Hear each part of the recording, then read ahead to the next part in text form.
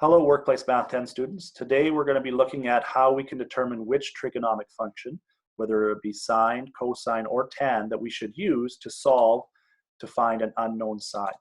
So the first thing I'm going to look at here is just quickly in Google Classroom that this assignment is going to be called 7.3a, and we're going to be doing the Mathletics assignment called Find Unknown Side. So let's take a look at these questions here. We're going to actually go through 5 of these today because there's quite a few to kind of look at that are a little bit different. So the very first thing you need to understand is in order to know which trigonomic function to use, we need to be aware of what all the different sides are of this right triangle. So remember that the one that's directly opposite the 90 degree, the right angle, is called the hypotenuse. And that remember that the angle, the side that's directly opposite the angle we know is what we call the opposite side. And then the other angle is what we call adjacent. And so in this particular case, we know the adjacent side and we want to know the hypotenuse side. So the two sides that we're dealing with here are the hypotenuse and the adjacent. And if we look at this, the adjacent and the hypotenuse are linked to the cosine function. And so that's why we're going to use the cosine function to solve for this. Now, if you look here, we can substitute in what we know. So we know that this is 47 degrees. We know that the adjacent is 3. And then we don't know what the hypotenuse, which we're calling b, is. So then to solve for this, we can simply multiply both sides by b. And then what we end up with here is we cancel out the b's here. And what we are left with over here is we are left with b and cosine of 47. Now to get b by itself, we have to divide both sides by cosine of 47. So that's why we are going to end up with, so we would have to divide, which was just 3 here really, by the cosine of 47. So that's why we end up with, because these two cancel out and we're left with b here, why we have cosine of 47 underneath of the 3 here. And now how to solve for this, what we need to do is we need to, when I go to my calculator, to solve for this, I'm going to put 3 in first. I'm going to hit the divide sign, then put the bracket, open the bracket, and then I'm going to type 47, which is the degree angle, and use the cosine function. Close the bracket that I opened and then press the equal sign. So this is going to give me this value of 4.3988. And so if I come back to this question, you will see that this is in fact the answer for this. So hopefully that makes sense to you, why we use the cosine function in this question. Now let's take a look at another example. So in this particular case, once again, we have to identify each of the sides. So this is the hypotenuse in this case, because it's directly opposite the 90 degree angle. This is the opposite side because this is directly opposite the angle that we know, and then this is the adjacent side.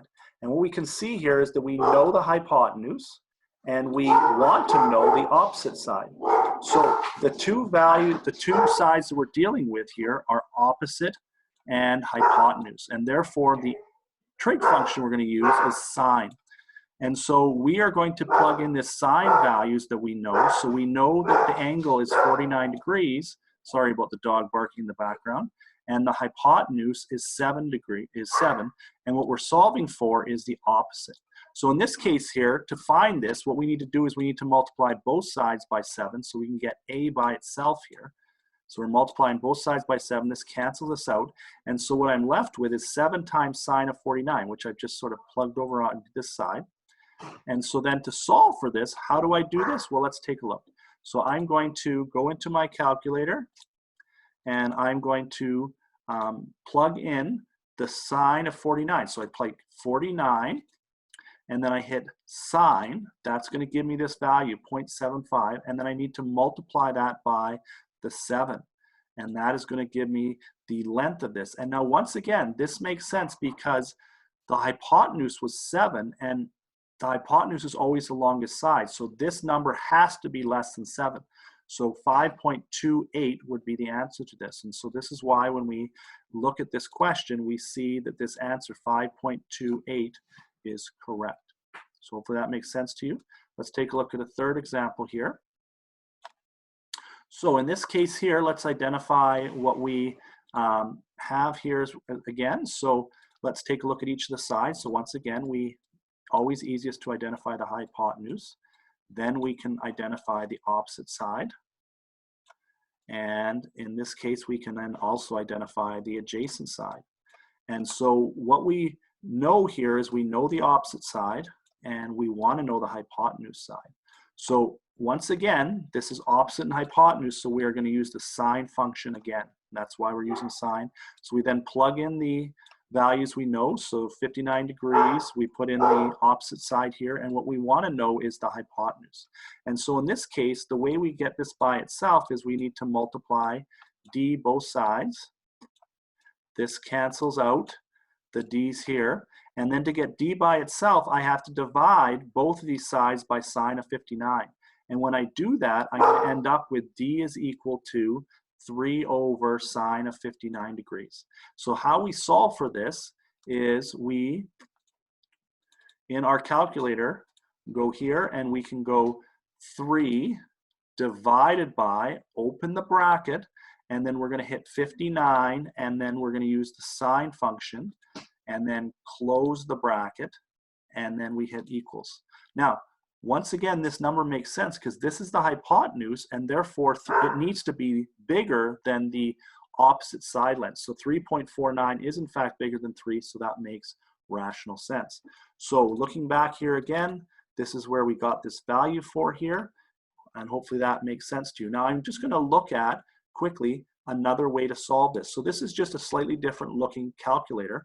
So once again, we would just simply go 3 divided by, open the bracket, and then use, let me just double check again, it was 59 degrees. So we're going to use 59 and then sine, close the bracket, and then we're going to get this value here. So we still get the 3.49 or 3.5 in other words that we would have for our value. Now, let's look at the fourth one, and we have 5 examples in all, so let's take a look at this one here. So the first thing we need to do is we need to identify what we know. So once again, this is the opposite of the 90-degree angle, so this is the hypotenuse. This is opposite of the theta angle of 50 degrees that we have, so this is the opposite, and then the side that is not either of those is the adjacent. So in this case here, we know the adjacent side. We would like to know the opposite side, so we are going to use, in this case, opposite and adjacent lines up with the tangent function. So we're going to use the tangent function. So we're going to substitute in what we know, which is 50 degrees for tan. We're going to have the adjacent, which goes at the bottom down here, and then what we don't know is the c value here. So in this case here, what we have to do is we need to multiply both sides by 5 on both sides of this. And what this is going to end up with then is this is going to cancel the 5's out over here, and we have 5 times tan of 50 is what we're looking for. And so that is going to be equal to c. And so when we go to solve for this, I'm just going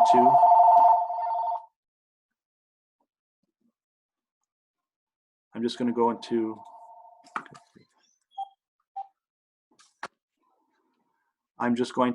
go into my calculator here now, and so I'm going to put in 50 and then tan, and this is the value that we have here, and then I need to multiply by 5. And so what we're going to end up with is a value of 5.958. And so then if we were to go back in here and take a look, this is why we get this value of 5.96 when we round up. Which is the value here. So once again, the value of 5.96. And so the last one, let's just take a look at this last example here. So basically here, we are going to be looking at the hypotenuse over here, which is the opposite of this 90-degree angle. Then this side here, opposite of the 61-degree angle, is opposite. And then we have our adjacent. So in this case here, the two values that we're dealing with, the two sides are, we know the hypotenuse and we want to know the adjacent. So once again, adjacent and hypotenuse are connected with the cosine function. So we're going to use the cosine function here. And so therefore, we're going to plug in the 61 degrees we know. We're going to plug in the 8 for the hypotenuse. And what we don't know, the B side adjacent, is here.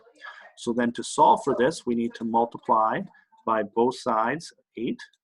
That was an 8, sorry. And an 8 here. And then we can cancel these out. And so basically, we need to then multiply 8 times cosine of 61 to figure this out. So to plug this into our calculator, we would simply go 61 of cosine, and then we would multiply this by 8.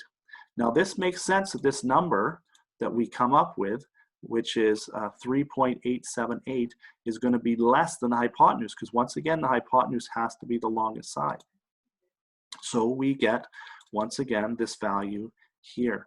And just to look at one other example here, we could clear this off, and to find out the cosine of 61 times 8, we could use this calculator style as well, which is a 61 cosine, and then multiply by 8, and we end up with that same value. So hopefully that makes sense to you. Thanks for watching, and if you have any questions, as always, do not hesitate to